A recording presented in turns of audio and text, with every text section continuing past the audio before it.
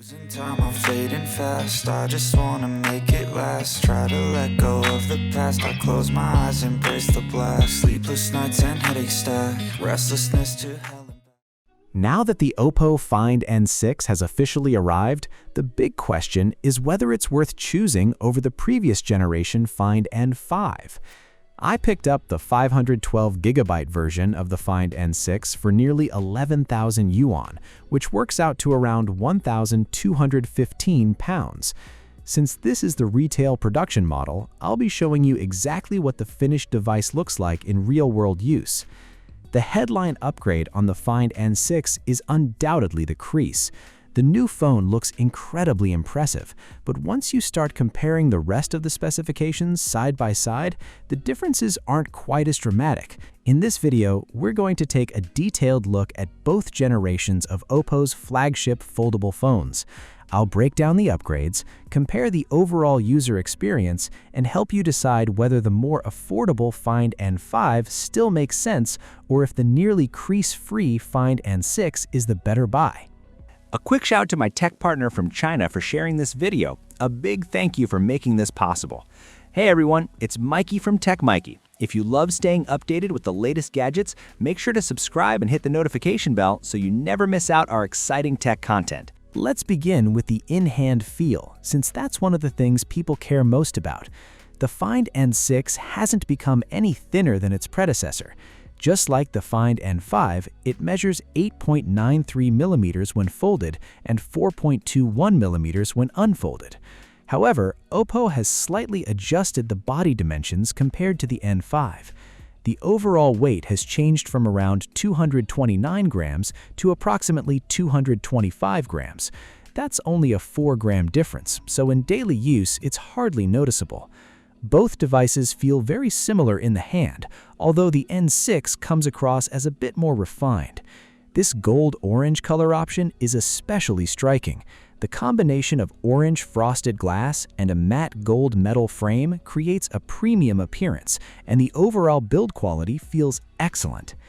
Since the Find N5 is no longer available brand new, this particular unit is a 95% new A-grade orange model purchased through Zhuanzhuan.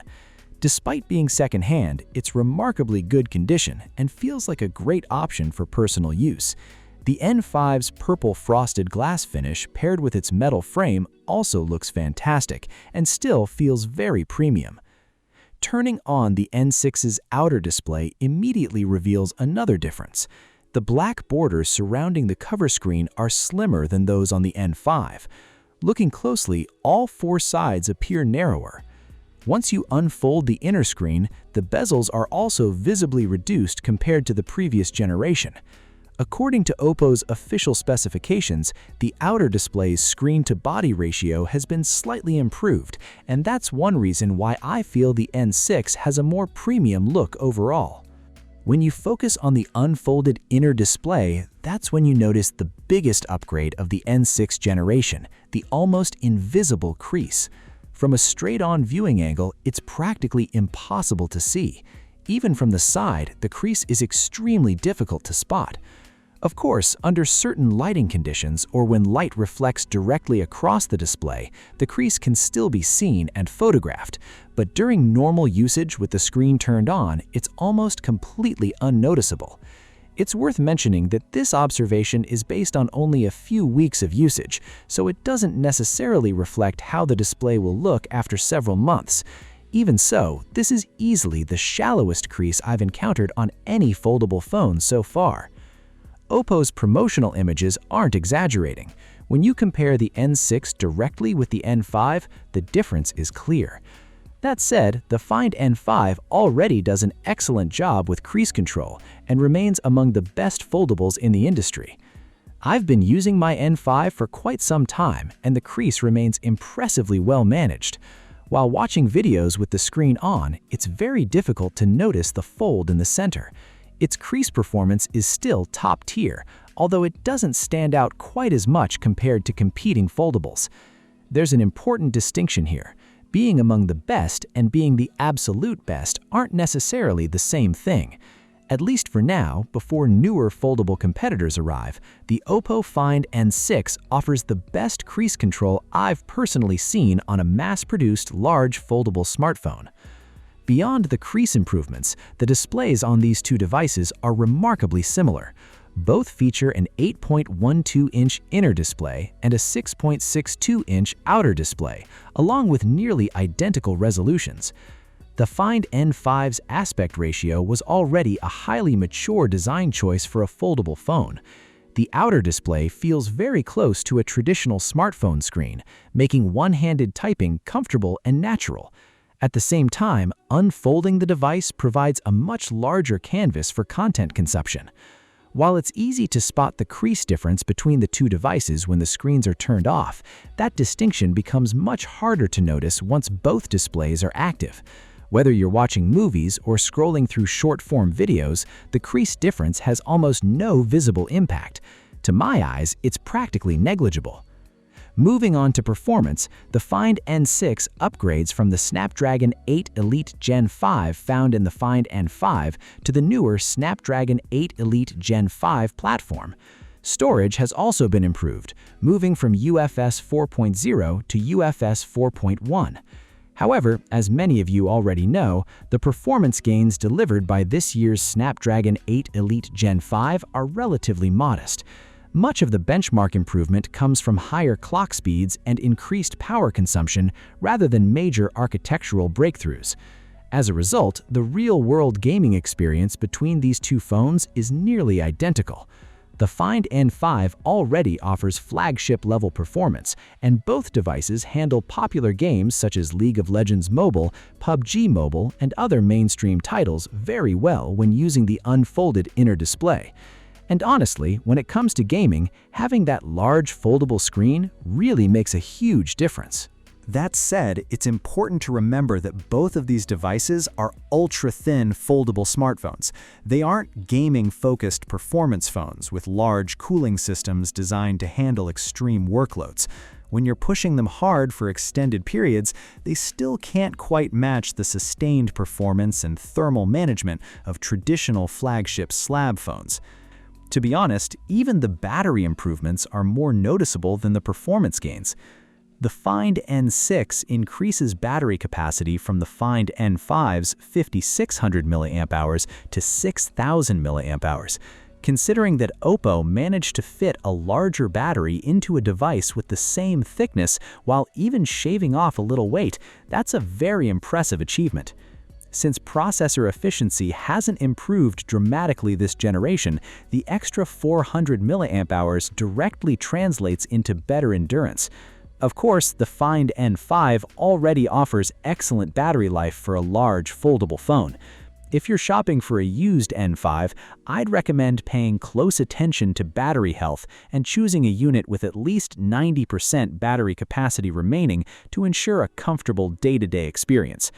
The Find N6 also supports 80-watt wired charging alongside 50-watt wireless charging. Now let's talk about the cameras, which are probably the most significant upgrade apart from the Crease.